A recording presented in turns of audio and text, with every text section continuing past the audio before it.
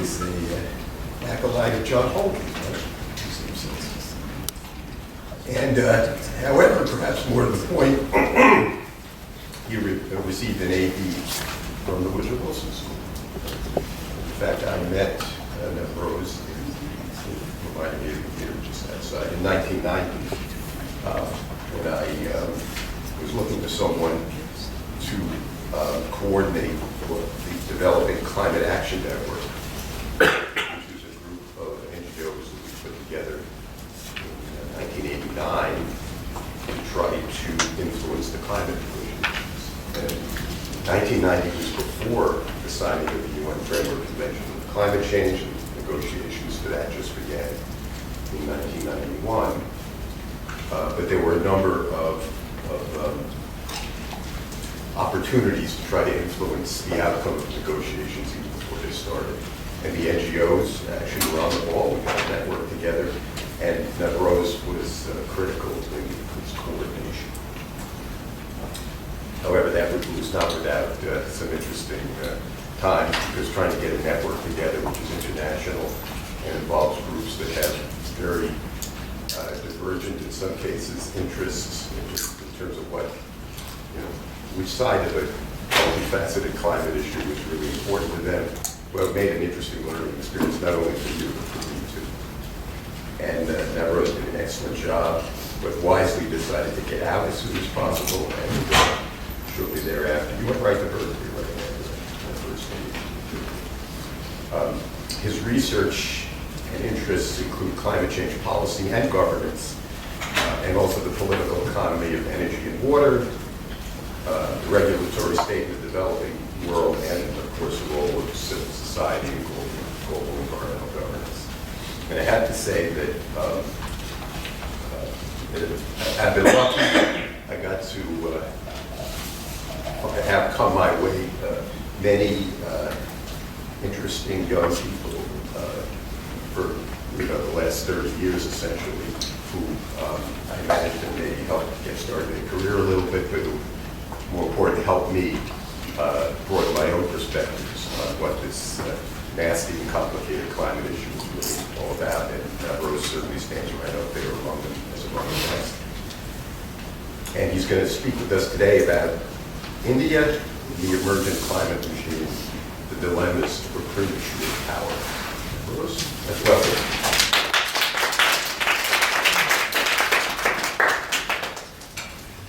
Thank you very much, Michael.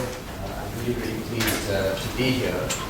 It's customary to sort of allow people who play the mentoring role like Michael some distance from what I'm about to say, but I think his influence has been such that I'm not sure I'm going to entirely let you off the hook. I think you're complicit in at least some of these thoughts. And I also have had the pleasure really of interacting with a lot of people here in these over the years. Some of you are here in the audience, and so I'm really delighted to be back here. So I'm going to talk about India. It's fairly obvious why, because it's what I know best, and it's what I've focused on engaging the climate and energy politics in India. But I think it's important actually to think a little bit about India if you're interested more generally in energy and climate policy globally. For one, India tends to be projected in a rather caricatured way in the global media, in the climate debate, and often doesn't serve its own cause well by reinforcing some of these caricatures or presenting other caricatures in defense. And so what I want to try and do today is really unpack some of this more caricature presentation. But I'm going to start with, in fact, a caricature. This showed up in the New York Times first week of the Paris Agreement. And of course, what it shows is an Indian elephant on the tracks blocking the Paris climate train. Now, the Indian Environment Minister, when asked about this, said, well, I don't really see any problem. If anything, what I'm worried about is that the train's going to run over the Indian elephant. And really, it's this kind of oppositional story, India's obstacle versus India's victim, that is the kind of caricature that has driven India's engagement in climate politics.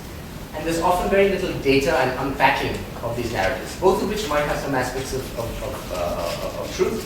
And what I want to do is to actually look at the data and try and see which of the aspects of these stories make sense, and try and get beyond this kind of oppositional narrative so we can have a more sustained and productive discussion about India's role in climate change. So I'm going to do this through three parts. I'm going to try very hard to be on time. The first bit is to explore what I mean by India as a premature power.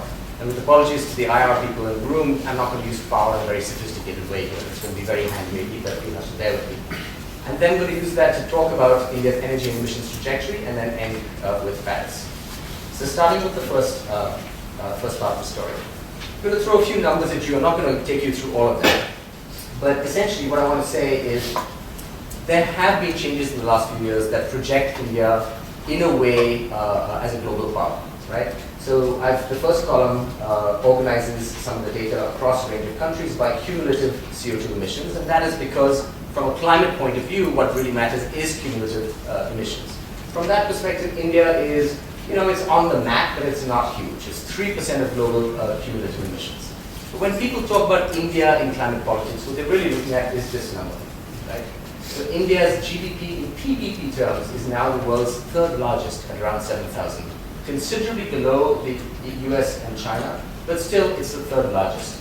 Now in market exchange terms, of course, it's much, much smaller. It's $1.800 in market exchange terms. And you have to trust this PPP translation to take this seriously. And there are some questions around that. But it is growing, and the visibility of the country is definitely sort of emergent. In total GHG emissions then, you also have a correspondingly high figure. So it is now 6% of total annual GHG emissions, right? The flows part of GHG emissions, which again puts it third behind China and the US, right? And it is part of sort of a pack of 5-6% powers, which are Japan, Germany, Russia, and India. But it is part of that pack, but it is now, just by a nose, the third largest emitter. So this is why India gets talked about so much. How can we solve this problem without India? When you flip the lens and you start talking about on a per capita basis, and this is not new to many of you, but it's worth sort of dwelling on this briefly, it quickly becomes clear that India's power story is entirely a story of scale, right? So if you look at GDP PPP per capita, it's $5,000, even in PPP terms, which is about a tenth of the US, and about a third of the countries it's often compared to, which are China, Brazil, and South Africa. So it's a third of those countries, a tenth of the US. If you look at emissions per capita, we are way down there. So a quarter of the basic countries, as they're called, Brazil, South Africa, China, and India, and about a tenth again of the US. So 2 tons per capita. The world global average is about 6.5. Okay? So much, much lower than the world global average. What really jumps out, though, is if you look at social indicators in India, which is captured nicely by this new measure called the Multidimensional Poverty Index over on the far right there. So this is a bundle of about 10 different attributes, and you are MPI poor if at least a third of, if you don't meet at least a third of those attributes: health, education, water, sanitation, and so on. By that metric, 54% of India is MPI poor. And India looks an awful lot like Bangladesh by that measure. It doesn't look very much like China, Brazil, or South Africa. Right? And it's actually, the gap is not small. It's actually a very, very big gap. So this is why, and I've used this term premature power, which has been used by various people. India's climate ambassadors use it, Ambassador Shamsa, and Martin Wolf, the FT columnist, likes to use it. And it captures this kind of duality, really, of the Indian reality. What does this then mean in terms of real people's lives? Right? Just to give some context. So electricity consumption in India is about 1,000 kilowatt hours, 1,000 units per capita. The global average is about 3,000, US average is about 13,000. Right? So a very, very long way to go, even to get up to the global average. The one that I find most actually insightful is the second one, of refrigerator ownership. So 27% of Indians, according to the 2009-10 census, own refrigerators. 39% of the top half do. And if you look at just the top decile, a third of the top decile does not own a refrigerator. Right? So a third of the top decile in India, the top 10% in India, does not own a refrigerator. So clearly there's a story here about the kind of lifestyle, the kinds of sort of energy consumption patterns that India is currently experiencing, and also a story about what it means for the future, which we'll come back to. Vehicular penetration is also a fun number, 17 per thousand persons, much lower than all these countries. I looked up the US, and US with around 17 per thousand somewhere in the 1910 to 1915 period.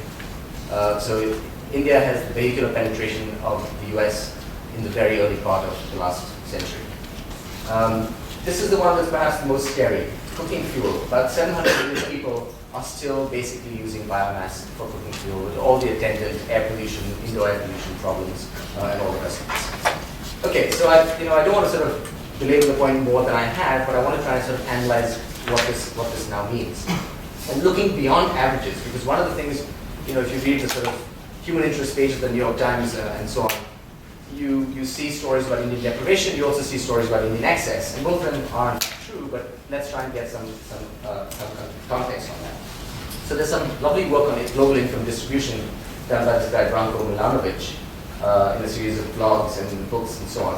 And this graph is really quite interesting because what it says, what he's done here is he's basically, along the horizontal axis, is the percentile of the country's income distribution within each country. And on the y-axis is the global income distribution, right? So this is where countries stand in global context, here's where they stand in national context. And what you see is that India, as you would expect from the previous slides, is well below China, well below Brazil, and obviously Russia and the US. But what's really intriguing is this top end, right? What this basically says, so this is the bottom, this red line is the bottom of the US distribution. And what it basically says is that 10% of Indians are above the poorest people in the US. That's what it says. And if you look at, say, a middle class definition starting somewhere here, about 5% of Indians are in what would be considered the middle class in a global context. Okay.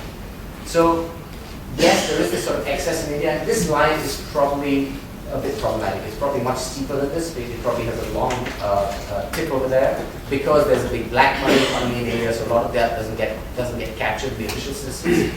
But this point, this crossover point is probably pretty robust. These people are not in the black economy very much. So you're basically talking about a population, and then I sort of try to cross-check this. There's a nice study done by McKinsey who wants to look at future global markets, and so they separate Indians out into categories called strivers and seekers and so on and so forth. Basically, what is the Indian market done in the future? And their estimate of the middle class in India, which basically, by their numbers, is between $4 a day and $20 a day, right? Which in purchasing power parity, understood as adjusted for cost of living, would take you up to between $20 and $120 a day. That's about 50 million people. But they estimate by 2025 that will become 500 million people. Okay, so how this curve is going to change in the coming years is actually critical to our story. We get some sense of that from this other pretty graph, also by Branko Milanovic.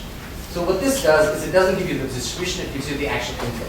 So this is $100, and at the end there is, I think, $60,000. So this is a logarithmic scale, and I'll come back to this. This is for 2003, this is 2011, and this is stacked population levels. Okay. This is an absolutely fabulous graph, because what it shows you is that China was sitting atop India essentially at around the same level. This red line here is the $1.25 line for the then global poverty line. So China and India were dominantly accounting for people at around the poverty line in 2003. 2011, China just kind of slides off to the side, right? And this is the era of globalization, post-WTO, sudden, into China becoming the factory of the world. And essentially what happens is a number of people in China, millions and millions of people, go from $2 a day to about $5 to $8 a day. Right? So they're still not wealthy, but they're much less precarious. India, meanwhile, moves a little bit, but not very much, right? So this is what we have seen in the recent past.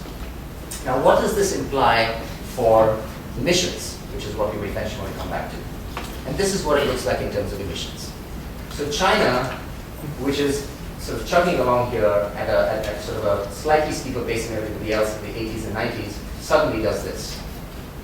And so in China's case, that slide of population from $2 a day to $5 to $8 a day was accompanied by this sort of trajectory. Now, this I think gives us a little bit of a hint. Let me just sort of so back down to everybody else here. You see the United States. This is actually a nice graphic from the New York Times at the time of the China-US announcement last November 2014, pre-Paris, where they kind of did a deal setting the framework for Paris. And this is the US trajectory.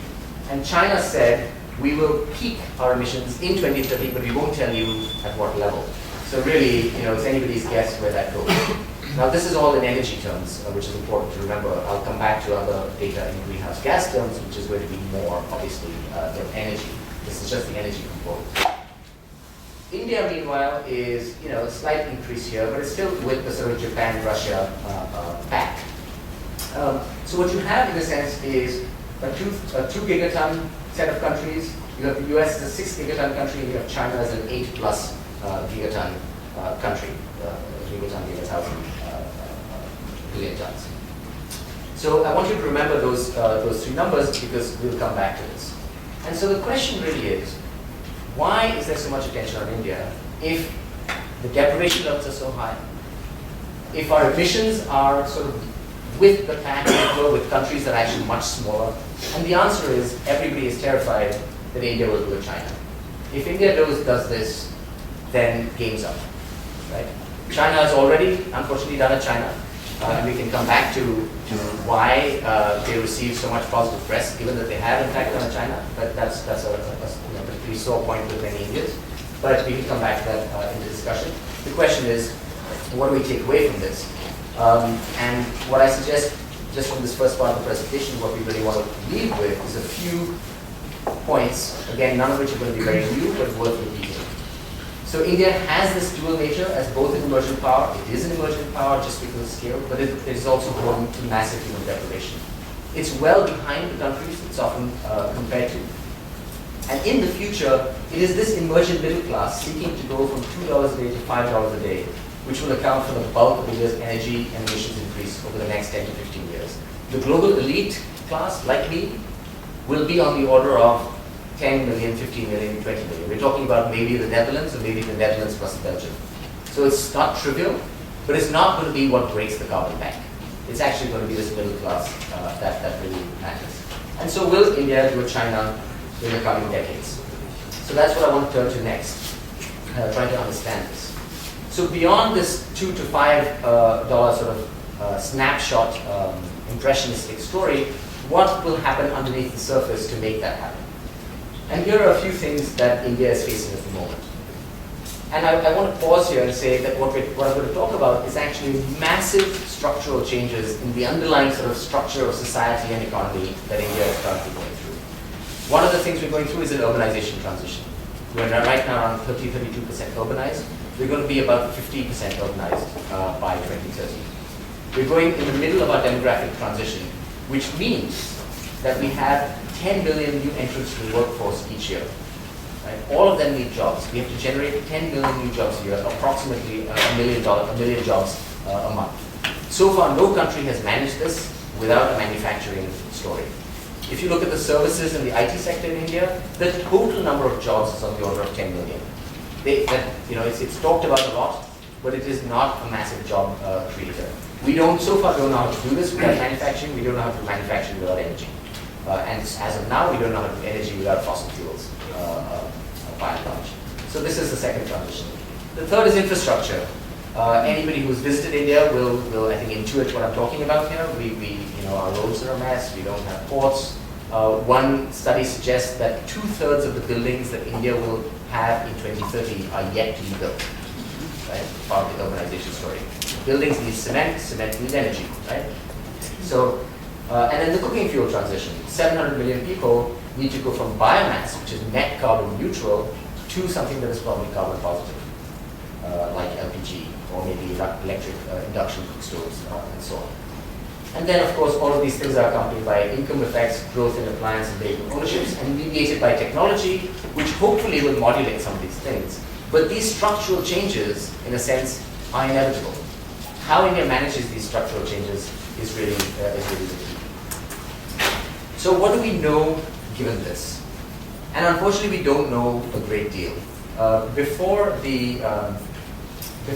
India put out its INDC, or intended nationally determined contribution for Paris, a group of us sat down and reviewed all the existing models that were out there, and that's what I'm going to show you here.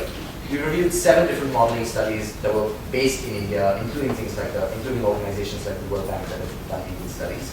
And this is sort of the 7 studies here.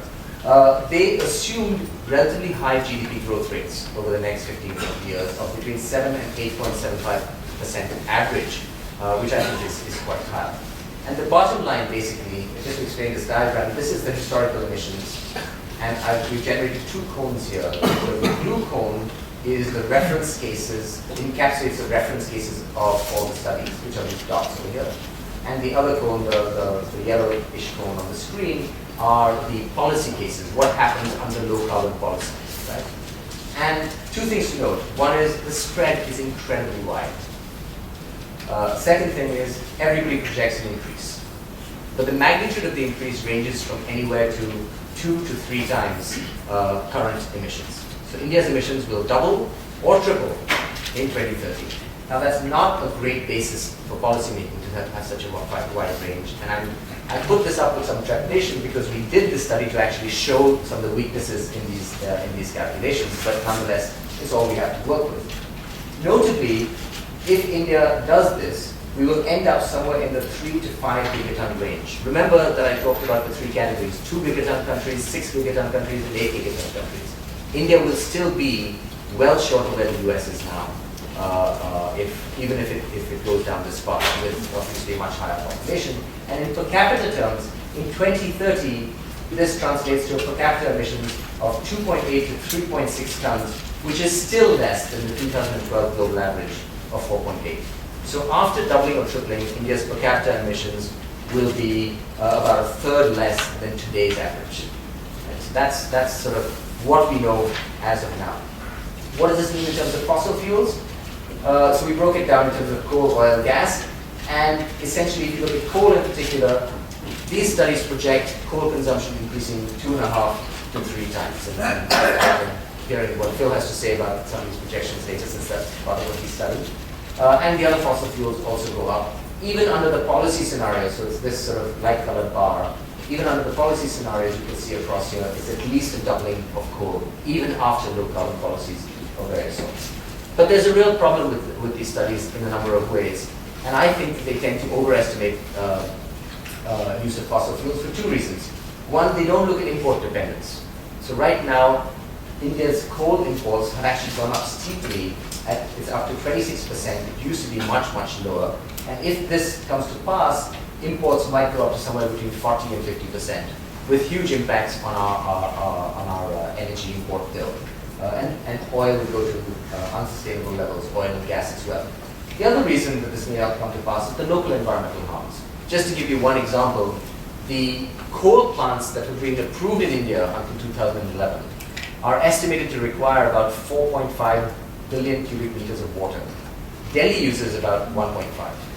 So basically the coal plants would require the equivalent of 3 Delhi's water supplies to function. So stresses on water, stresses on air, none of those things have been factored into these studies. So I take all of these as high-end estimates. So then where does that leave us? When India presented its Paris Pledge on the basis of information such as this, it was, to be honest, a little bit of a feeling your way sort of exercise, as I suspect it was in many countries. But the range in India was so big, partly because there are so many unknowables in terms of these structural changes. What will that happen when you go from 30 to 50% urbanization? What are those buildings going to look like? What is the road network going to look like, and so on and so forth. So India came up with this pledge of 33 to 35% decrease in emissions intensity, right? And several other developing countries gave an intensity pledge as well. China gave an intensity pledge as well as a peaking year. And what an intensity pledge means is that energy needs and emissions will grow, right? But it will grow but the linkage will get weaker over time. There will be some decoupling. So how much will they grow? We try to do the math here. Now India's INDC actually gave a projected GDP growth rate of 8.6%, which is just incredibly ambitious over 15 years. I mean, if they do that, I would be astonished. The only country that's done that is China, and we now find out that the Chinese numbers are a bit dodgy, and China is qualitatively a different society from India. So, for example, I mean, just some of the local anecdotes about challenges around building infrastructure. We have a pretty robust democracy, which is a good thing, but it also means that that building infrastructure takes longer, getting in place policies often takes longer, and so on. So I would take this number with a little bit of a pinch of salt, right? But that would take us up. And now I want to draw a distinction. This is now in GHG terms, not just CO2 terms. This is CO2e, so it's going to be higher than the earlier numbers. So according to the INDC, projections would be somewhere around 7.5 gigatons. But a more realistic range of GDP would put the projections closer to 5 to 6 gigatons. Okay. 5 to 6 gigatons, which in per capita terms, again, is still only 3.5 to 4 tons per capita. Again, the global average of GHGs is 6.5, right? So we would be 4 in 2030. Today's global average is 6.5. But more interestingly, what does it mean in terms of the percentage share of global 2030 emissions consistent with the 2-degree trajectory? So the UNEP gap report says we need to be at around 42 gigatons globally for 2 degrees. By that benchmark, India will be somewhere in the 11 to 18% range. So at the low end, we'd be 11% of global emissions. At the high end, we'd be 18% of global emissions. Is that too much? Is that too little? That's an open question. And that's the kind of question that leads us to discussion about, that has been very unproductive in the past, about how you allocate a global carbon budget, questions of fairness, etc., right? And it's a real challenge for climate policy making. Can you sensibly think about a country like India that is going to grow without asking the question of what is reasonable to expect? The way we currently frame the question is, look, everybody has to do their best, which in India's case means decoupling, right? Decreasing its emissions intensity. So these are the same kind of cones from the 7 model studies. So the blue is the reference case and the yellow is the policy case. India's Copenhagen pledge was over there, 20 to 25% reduction. India's Paris pledge is there. So both these pledges are more or less at the overlap of the low end of the policy case and the high end of the policy case and the low end of the high end of the reference case and the low end of the policy case. So in other words, India, if it's so we start at around 0.4, and as you go down here, it represents more and more decoupling. You're getting more GDP per unit of emissions, right? So you're doing better and better. Ideally, you'd want to bend and be down here somewhere. India puts a somewhat conservative pledge over there, and most countries have, in fact, their pledge tends to be conservative. If you believe these models, then India is right at the edge of what would happen anyway, or right at the edge of what would happen anyway without additional policies, to what would happen with some relatively modest low carbon policies. That's what this graph says. So how could you think about bending this further? How could you decouple this and get this curve to shift? Well, I was talking to some of the STEP students this morning, and this language of co-benefits came up a lot, and that is indeed the language that is used in India. But we think of co-benefits not as incidental benefits of low carbon policies, but in a sense more in a multiple objective framing, where climate change and climate mitigation is one among a suite of objectives that one might have, including things like energy security, energy access, and local environment. So what evidence is there, right? So when we were pre-Paris, we tried to dig up some evidence, and we collaborated with IASA in Vienna, and we basically looked at all the global models. There's a whole slew of global models that were reviewed here. And what you see is, so this is the CO2 line, this is the NOx line, which is the proxy for air pollution, not a very good one, but that's all we had. And this is the energy import share line, which is the proxy for energy security. And basically what you want to see is across these 3 bars, these 3 panels, from a reference case to a 550 parts per million to a 450 parts per million case, each of the ranges moves down. In other words, CO2 mitigation happens, CO2 goes down, but so does local air pollution, and so does energy security. In other words, these 3 things tend to move together. This is the only evidence we have. It's not great evidence, but this is some evidence. Also, interestingly, look at these international models and look at the range of emissions we talk about. So this sort of uncertainty about what India's emissions are is not unique to Indian models. Everybody seems pretty confused about what the future holds. So what are the ways concretely to decouple? I'm just going to quickly go through two of these ways. One is to decouple through demand shifts. I'm running a little short of time, so I'm just going to compress this to make 2 points. One is the range of future demand across different demand sectors like industry, buildings, agriculture, and transport, the models are again extremely uncertain. These are widely disparate ranges. And as I said earlier, the big opportunity really is in thinking about how we make structural changes to avoid locking to a high carbon future.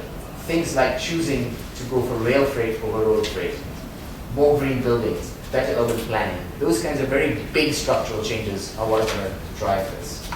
The other thing, of course, one could do is decouple through decarbonization.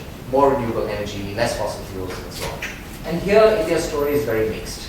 So in coal, we see some extremely contradictory trends. So coal production, we have a policy to increase coal production to nearly double over the next 5 years because there was a coal shortage. At the same time as the government has been has put in place a coal cess, so a dedicated tax on coal, which has been doubling every year, and just last week they doubled it again. So it's now at around $6 a ton, which is a consistent carbon price with the EU emissions trading system price at the moment. Much lower than it should be, but there is a price on coal in India. And then you have this renewable energy pledge as part of the INDC, which says that we will have 40% of our electricity system be fossil fuel free in capacity terms by 2030. We try to run the numbers of that. It works out to about 150 to 275 gigawatts of renewable energy. The total size of the grid is 280. So this is talking about adding as much renewable energy at the high end of these estimates as the entire electricity grid over the next 15 years. So it's a really substantial story.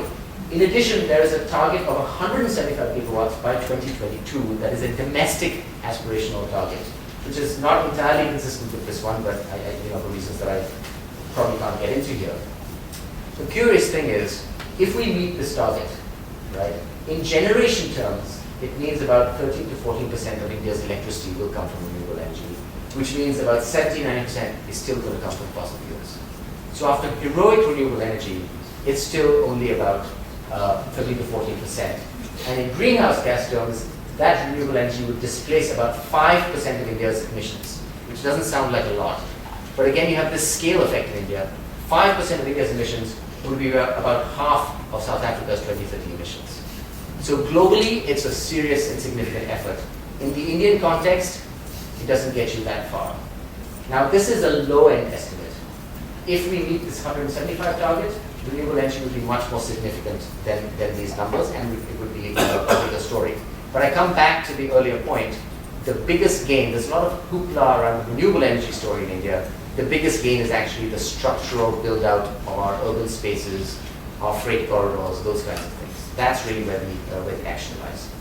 All right, I'm going to skip this slide and spend the last 10 minutes or so getting to the climate machine.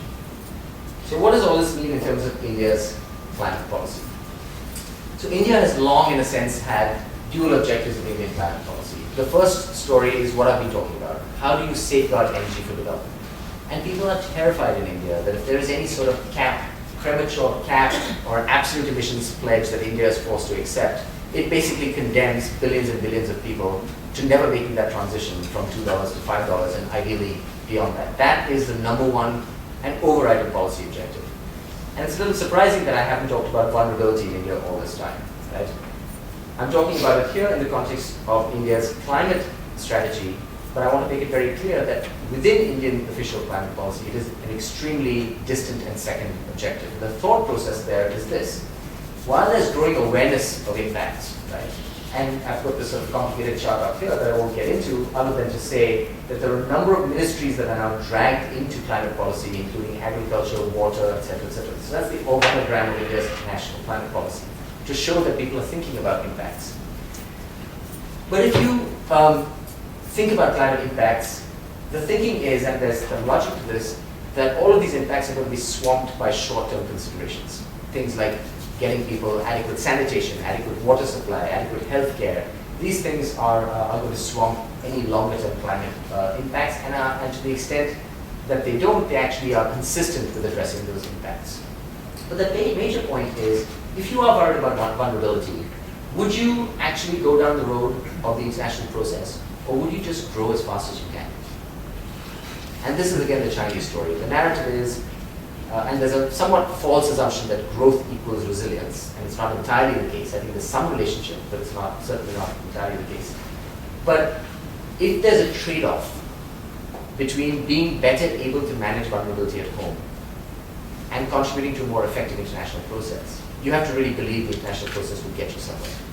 And if you don't, then what you do is prioritize growth and the primacy of this objective. And that's sort of where the politics sits. So given this, this is somewhat confusing data I'm going to walk you through, which I think encapsulates climate politics and in particular India's position. If you have three objectives to climate politics: avoiding dangerous anthropogenic interference, right? The equity story, which is you want to make sure that every country has enough energy for development. And then a third objective, which is competitiveness, which is what the US has talked about, and Europe has talked about. It says, look, it's not fair in a Kyoto Protocol context if we take on pledges or commitments and countries like India and China that are major global trade competitors do not, right? So there are three objectives, and a trilemma is a construct where you can only achieve 2 out of the 3 desired objectives. So India and around the G77, the group of 77, would like to see this as a resolution. You basically say, all right, 2 degrees gives us so much carbon in terms of a carbon budget. We divide that up on an equity basis, and then everybody goes off and does what they have to do. The US and the industrialized world would say, no, and this is what they put on the table at Copenhagen, we think we can do something like, say, 80% reductions by 2050, which means that the developing world has to do the rest. And if you do the math, in per capita terms, the developing world really gets the short end of the stick, right? So neither of these has been politically viable. And in a sense, the history of climate politics has been a bouncing back and forth between these two. And so it's settled down here, right? Which is what Paris is. It says, all right, every country will put its own pledge on the table. And India will make sure that we put a pledge that doesn't cut short its development. The US will put a pledge that makes sure it doesn't impact competitiveness. And the question becomes, of course, what happens to the global goal? And what Paris does is tries to build some kind of soft feedback loop between these two. Right? So what does the reaction mean in India to Paris? So among seasoned climate watchers, it has been lukewarm is probably an understatement. Right? So the point is, if you don't have any legally binding substantive commitments, in other words, a target and timetable tied to science, then what good is it? One seasoned watcher calls it a testament to the human capacity for self-deception. Right? The other criticism is there's no explicit equity-based allocation of commitments. Equity is implicit in this, it's not explicit. And given that, in the words of another seasoned climate watcher, it cements climate apartheid. So that's kind of the hardline view of this. My own view is a little softer, which is that Paris requires a bit of a leap of faith. It requires a re-envisioned role for international law. What Paris does is, instead of substantive commitments, which is what the history of climate negotiations has sought, it puts in place procedural commitments. Every 5 years, every country has to bottom up, come up with a pledge, right? The hope is that with these pledges, you have a process of learning by doing. So India will learn that actually co-benefits take you a long way, and climate mitigation is not inconsistent with development. The US might learn that green growth is actually a real thing and not just a nice alliteration. And in fact, you can compete globally with a green growth story, and you don't need to worry so much about competitiveness. And that will lead to kind of a virtuous cycle of trust building across countries. That is really the fundamental set of assumptions, in particular these two, under the Paris Agreement. If these two things don't hold, or if countries don't make a good faith effort to learn by doing, I think Paris will struggle. And this is then supported by a set of top-down elements of transparency, a global stock take, which is that loop back to 2 degrees. So every 5 years you say, are we on track for 2 degrees or are we not? And ask each set of countries to come back to the table. And some support from finance and technology. So how well did all this meet India's objectives? Michael, I might have to go about a minute or two. Okay, no, it's not a hard. Okay. So the first objective, safeguarding India's energy for development. Right? Now the key tension going into Paris was this issue of symmetry versus differentiation. Will every country be treated alike, symmetry? Or will you differentiate countries based on where they stand, both in terms of their responsibility for climate change as well as their capacity to address it. And this was always going to be the key political sticking point. And what Paris did very cleverly is found some nice middle ground. The middle ground was this. They added to this principle of common but differentiated responsibility and respective capabilities. And if you ever make a career in the climate world, you really have to know what CBDRRC means. They added to that in the light of different national circumstances, which is a phrase that came out of the US-China joint statement whenever it was, 18 months or so ago. And it was the key political sort of bargain that was struck that enabled Paris to happen. They got rid of the annexes in Paris. So the Annex 1, non-Annex 1 distinction, that was a big bone of contention in the Kyoto Protocol. But they kept the phrase developed and developing country as distinctions, but very importantly made it porous. You could self-select what category you wanted to be in, and you could self-select across different elements of the agreement.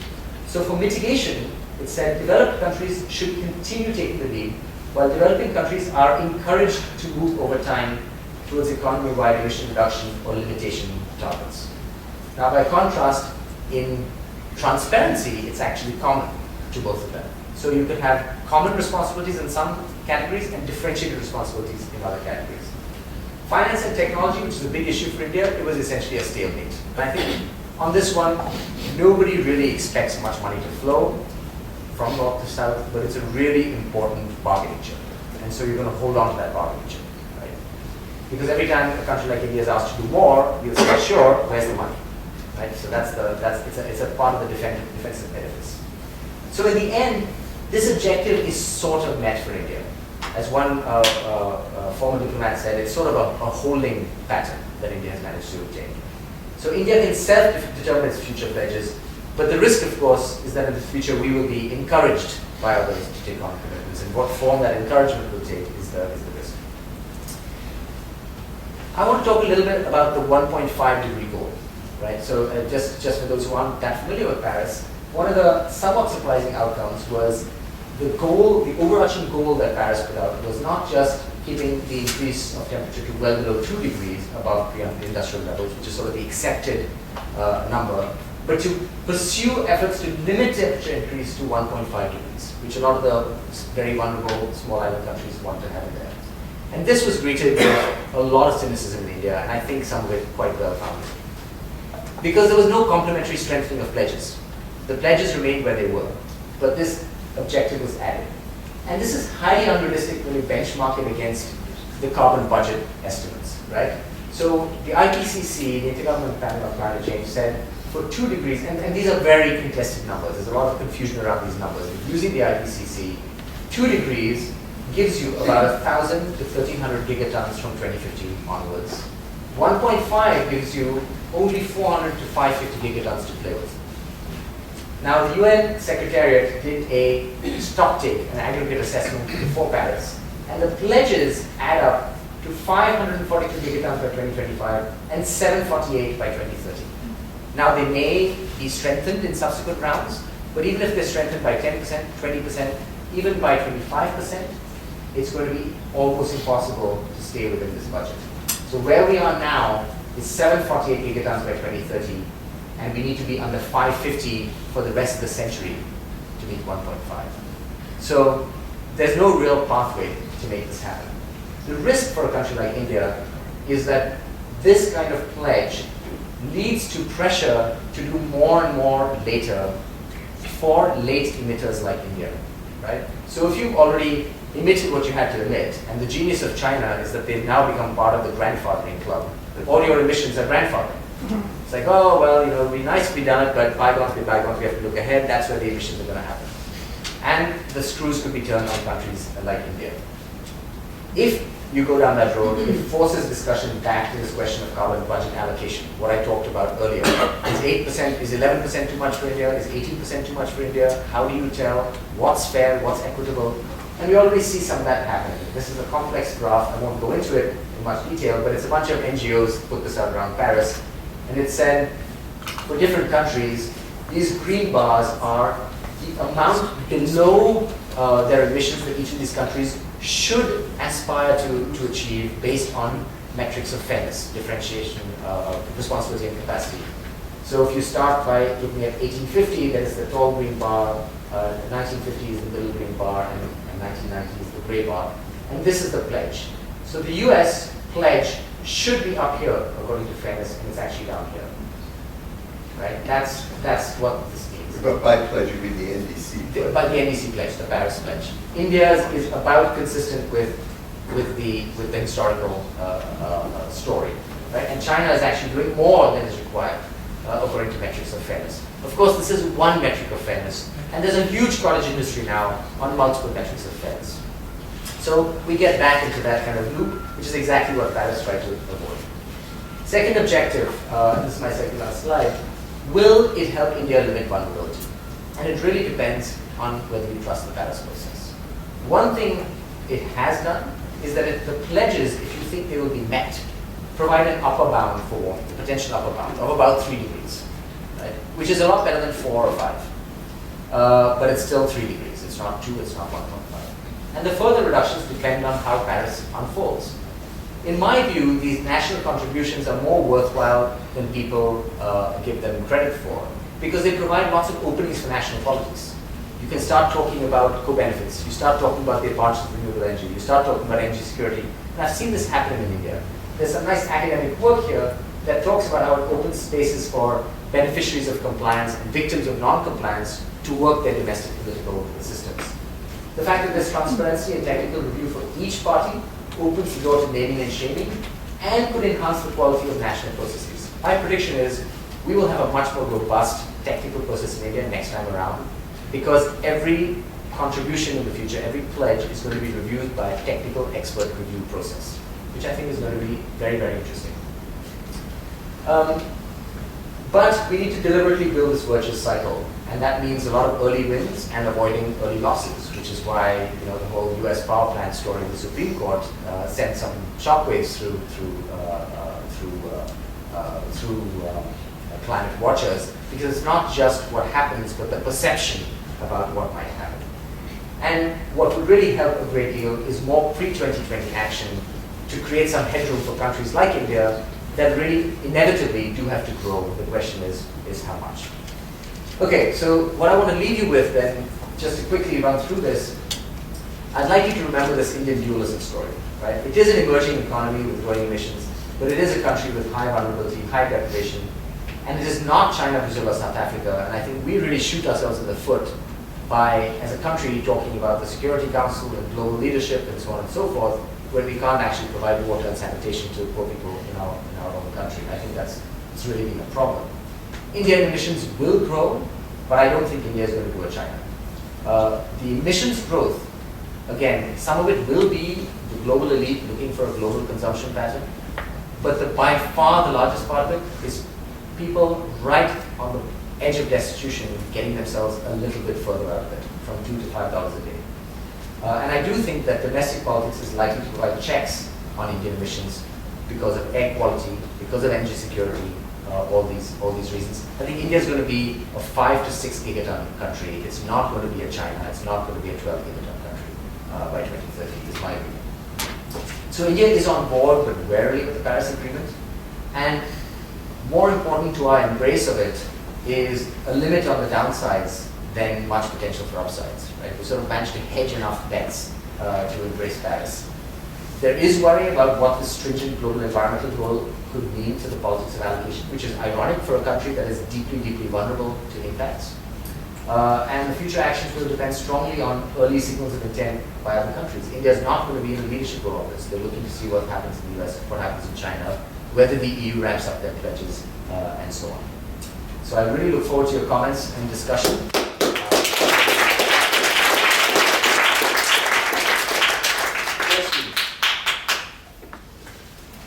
I really enjoyed your talk. I think you did a great job in incorporating the historical responsibilities and the per capita emissions into the whole story and make a strong argument it's important to get the poor people in India to out of poverty, and we should expect growing carbon dioxide emissions from that perspective. But I have two questions on this. The first one is, it's fair enough. I mean, we definitely all agree we should provide the necessary, for example, electricity for people in India. But at the same time, is there any specific policies from the Indian government targeting the rich, like top 1%, top 2% rich people who probably should take more responsibilities, given historically the wealth distribution in India isn't that good. So are we doing both? And are we actually assuming when Indian government is expecting future investment on infrastructures and other things, are they really doing more things for the poor people or on the opposite side? The second question is on the co-benefit side. So from my limited understanding of the India situation, I think right now in China, I think the Chinese government is taking serious attention to deal with air pollution and the water impacts, which will simultaneously bring a co-benefits for climate change.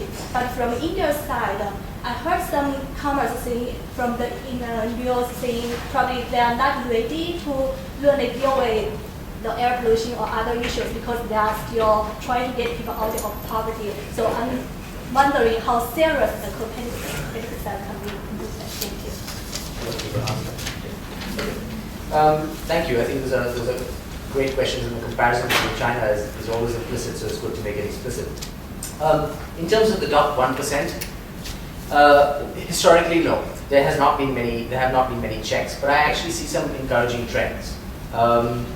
So, for example, India has, following the decline in global fossil fuel prices, has actually used the opportunity to lift a lot of subsidies, which were disproportionately benefiting the rich rather than the poor, diesel subsidies and so on. So that's a positive thing, right? Second thing is, in this last budget, they just announced a tax on cars, increasing with the size of cars, with the idea of plowing that money back into clean energy.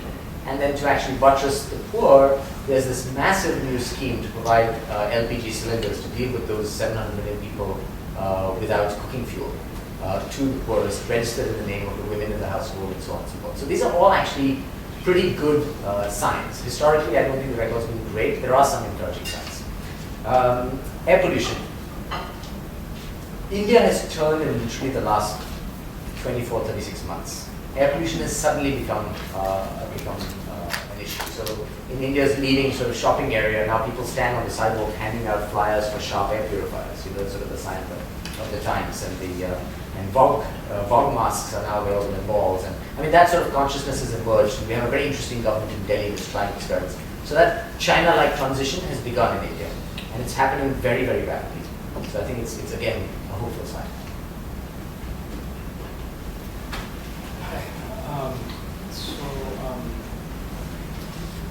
First I want to say I think that was just the largest sustained collection of the same things I've heard people talk about when I lived in India. I mainly live in India, and that was fantastic. So if I pick out something that I disagree with, I'm saying a very small thing. I hope you're right about the air pollution, and that what we're seeing really isn't changed. But I guess the one little thing I wanted to pick out was at the beginning you said something along the lines of, if we look at emissions per GDP per capita is really low. Even if we look at a lot of things about social indicators, that's even worse. And I felt like sort of implicit in what you were saying is that that's a reason to allocate more of an emissions budget to India than the other ones would. And I hear you on that, but when we think about the particular things that are worse than GDP in India, things like kids in India are shorter than equally poor country kids in India. There's a lot more open defecation. There's lower female literacy. I think these are all things that aren't really about spending money. They're about social forces. They're about things that people do. And so, on just that little point, I don't know that I would make that as an argument for more of an emissions budget. But really, other than that, I'm not that I would agree with that. Great, thank you. I know you're doing fabulous work in India. So,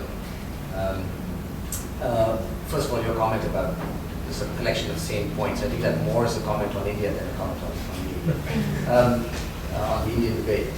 You know, I agree with you that a lot of this isn't about spending money, but I actually don't think, I think you're making a bit of an equation between the carbon budget allocation and spending money. Actually, the carbon budget is allocation of a carbon budget, which again, I'm not advocating. I don't think that road is where we're going. It's always latent and implicit in the debate. But the allocation of carbon budget is basically the absence of a constraint, right? And the form it might take is a premature push to get India to agree to an emissions cap. And when Obama visited India last year, I was really terrified that our Prime Minister, in a sort of rush of blood from all this attention from the world, one of the world's superpowers, would announce some sort of cap prematurely. And that would be, much as I'm among those who wants to see India dramatically change, India can't announce a cap. There's just way too much uncertainty. You wouldn't know what number to give, and if it was a useful number, it could really limit life choices for Indians. I'm not in favor of that at all. So it's less the budget and more the absence of a constraint that I think India needs to sort of go further down this road of making these transitions, doing it in a way that's as energy efficient as possible, avoiding lock-in as much as possible, and if we have that narrative, it unlocks the co-benefits, and it's much more productive than going down the road of saying, when will India peak? Because that will lead to a defensive reaction. Last question. It was a very nice talk. My question is about, again, I'm doing research on co-benefit analysis. So in your opinion, how should co-benefits in India's case, several issues such as energy security and providing employment, how should that, or how can that be incorporated into the climate policy? And where do you see that? Well, thank you for asking that question, because a big part of, I sort of sidetracked myself into all this INDC stuff pre-Paris, but most of my work is actually on that question. And the way in which we've been thinking about this is, when you think of a policy that has energy implications, we need to explicitly identify what objectives you're seeking to promote, and then do an analysis, a multi-criteria sort of analysis, of to what extent different policy measures will promote each of those objectives, and wrap all that in a somewhat more deliberative framework. So in a sense, it's allowing you to engage with the political choices by wrapping it in a technocratic framework that governments tend to be happy with, right? So we've come up with this model of multi-criteria decision analysis and so on and so forth, where you engage not just do analysis of quantitative impacts, but where you don't have information, you also make qualitative estimates. And you seek sort of preferences of people. So what kind of trade-off, for example, the trade-offs, preferences have shifted around air pollution recently, right? So people will value those gains more. So to try to reflect that more consistently in decision-making. At the moment, that's not how it's done. At the moment, you say, all right, we want to have a renewable energy program, and there's no real discussion of whether that should be a rooftop program, whether it should be an energy access-based program, whether you should force the rich to pay more for it by putting panels on malls, for example. What does it mean for equitable access? What does it mean for the finances of the state electricity boards? None of those questions are really asked, and they need to be asked much more explicitly. So we've thought about a framework where you're forced to actually ask those questions about both the synergies and the trade-offs across multiple objectives. Well, on that note, let's thank our speaker.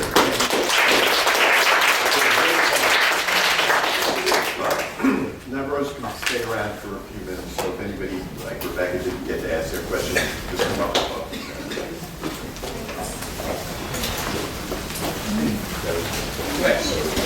Good.